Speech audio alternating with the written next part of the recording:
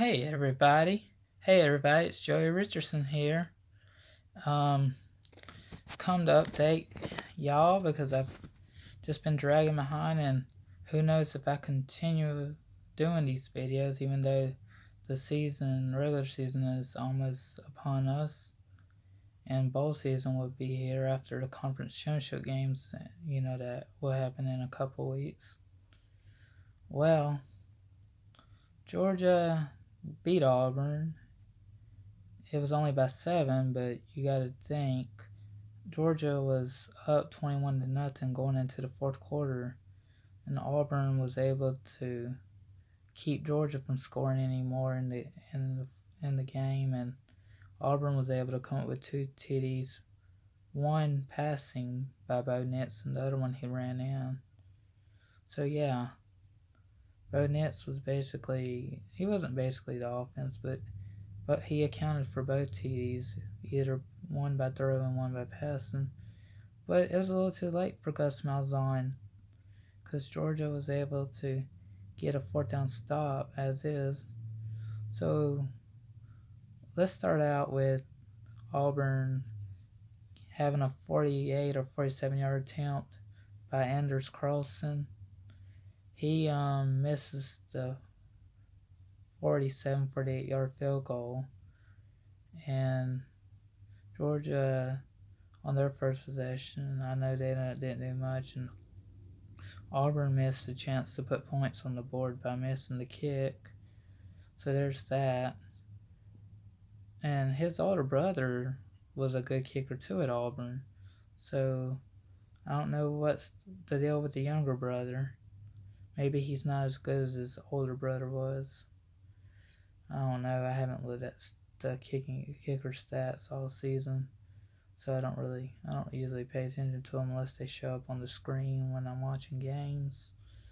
But anyways, so Rodrigo, he doesn't even attempt a field goal at all during the game. He basically just hits the extra points.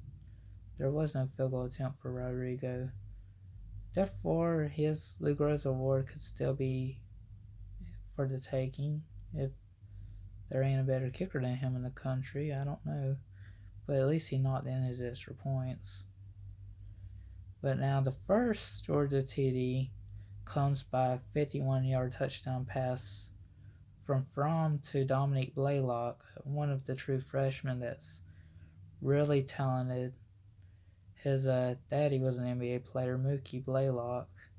I haven't even mentioned that, but yes, Dominique Blaylock is the son of former Atlanta Hawks player, NBA player Mookie Blaylock, which I'm not a Hawks fan, but that's irrelevant to what this video is about.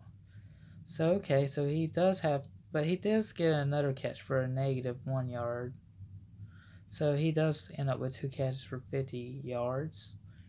So okay, the one catch that mattered was a touchdown. And yeah, there was a lot of punts in this game and a lot of 3-and-outs. Like Georgia punted 11 times and Auburn punted it 7 times. Auburn went for it on fourth a little bit too when they didn't want their kicker out there, which he only went 0 for 1. So Anders Carlson only had one field goal attempt that missed. So Gus Malzahn started gambling for the fourth down rather than kicking field goals.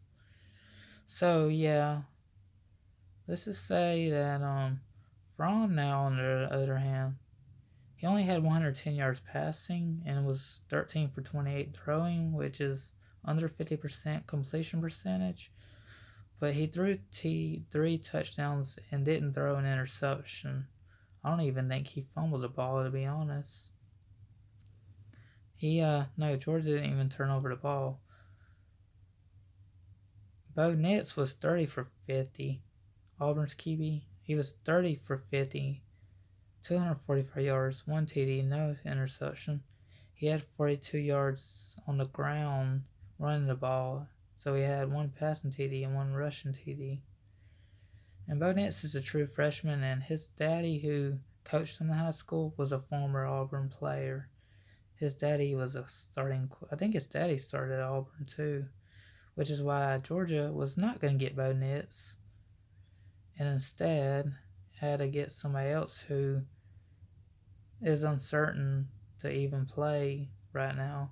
So Georgia not get Bo Nix, but of course Bo Nix was going to pick Auburn anyways. Everybody knew it. He probably could have just made the decision right as Auburn offered him, but he was giving the other schools a chance too. He probably didn't want to make it seem too obvious, but geez, they had a redshirt freshman QB who probably could have been a starter, and people that Auburn fans will tell you Gatewood should have been starting, and now he's in the transfer portal, possibly going to Kentucky or whatever other team he might be a good fit for. I can't blame Gatewood for leaving. He didn't initially enter the transfer portal upon losing his job, but once Gus kept Nitz in there and not giving Gatewood a chance, I think Gatewood just had enough, and that was it. But so another TD pass from Fromm to make it 14-0 goes to Brian Harrion, the backup running back who's in his senior year. He only had 7 carries for 24 yards and 2 catches for 8 yards, and the touchdown I think was 5 yards. So he caught a 5-yard pass for a touchdown. So Harrion did do good out of the backfield, carrying. He did okay carrying 3.3 or 3.2 yards a carry. But yeah, he caught 2 passes for 8 yards, 4 yards a catch. That's okay for a back. You expect the yards per catch to be better sometimes for a back, but not always the case. Swift had 106 yards on the ground, 17 carries I think for 106 yards, 6.2 yards a carry average I believe. But Swift didn't score a touchdown catching or running. So in the third quarter, it becomes 21-0 when Eli Wolf, the one of the 2 tight ends that plays a lot, he caught a 5-yard touchdown pass. Everybody expected Warner to be the tight end that broke out, but Wolf has been their leading tight end receiver. Their leading receiver as a tight end. I mean, not overall on the team as a receiver, but among the team tight ends, the tight ends on the team, Wolf has been leading the team of tight ends on his roster. So yeah, he's the leading tight end receiver. But the leading wide receiver, I'm not sure who's owning that one. It could be Cage or it could be Pickens or possibly Blaylock. I don't really know or Robinson. But I don't know. Cager's only had 1 catch for 6 yards, and he could possibly play. He may sit out. I don't know. But then Auburn here, they come in the fourth quarter after Georgia, scored again. Bo Nix throws a pass. Who was it he threw to? He threw it to somebody. I forgot who it was. He throws it to one of the receivers' names I can't remember. But he threw it to Eli Stowe, I think. I think it was Eli Stowe that caught the touchdown pass. He had 3 catches for 20 yards, I think. So yeah, Eli Stowe caught a TD pass from Nitz. And Nitz also ran one in from either 5 yards, anywhere between 2 to 5 yards out. Yeah, I think it was a 2-yard run for Bo Nitz. But he did have positive yards running the ball and a 4.2 per carry average. So yeah, I think the last touchdown may have been the rushing touchdown. I'm not sure, but Auburn. Also, Georgia was just, their offense seemed to die in the fourth quarter, but their defense held up pretty well, even though they gave up 2 touchdowns in the fourth quarter. Bo Nix, it was 4th and long or something, and Bo Nix gets knocked down, basically. He takes a sack with the game on the line. He takes a sack on 4th down, and that pretty much keeps Auburn from threatening to tie the game, to possibly tie the game. So, what to expect from A&M? They have a quarterback who's not bad. He's a he can be pretty consistent at times. He's a dual threat. I do know Mond was originally committed to Baylor when Art Briles was still their head coach. Upon Art Briles' firing and all the information that came from the firing of Art Briles, Kellen Mond decided he no longer wanted to go to Baylor and had to look for another school to pick. And he ultimately chose Texas A&M, even though Sumlin was still the head coach. He once Jimbo got there though, he wasn't starting as much. He started some games as a true freshman, but Nick Starkel, who was a redshirt freshman, had started some, and yeah, like Mon only started some games as a true freshman because Starkel got hurt, but Sumlin ended up finishing like before Sumlin got fired.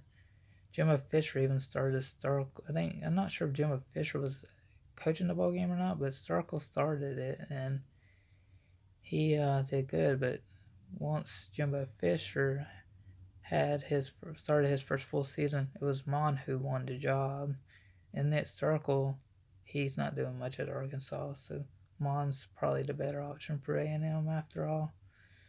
Starkel just can't run, and that shows with Arkansas's terrible team that he's more of a pocket passer, anyways.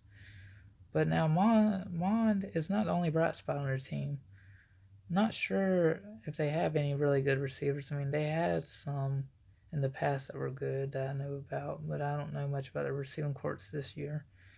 I know their tight end went to the NFL or whatever, but yeah, the running game has come alive, and the rushing game is what Georgia's going to need to focus on, along with Kellen Mond, and make sure the receivers are covered like you're supposed to. But we can't. Texas A&M wants to play spoiler, so we can't let that happen.